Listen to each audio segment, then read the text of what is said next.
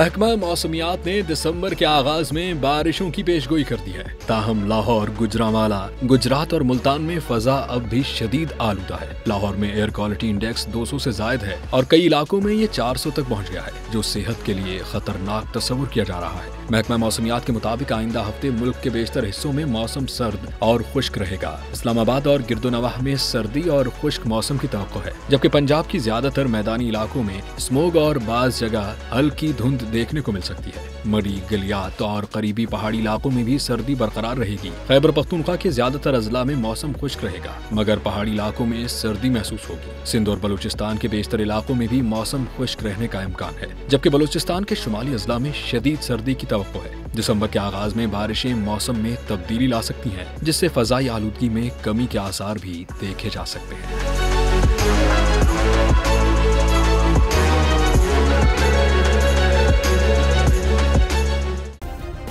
Subscribe करें और bell दबाएं ताकि कोई खबर रह न जाए।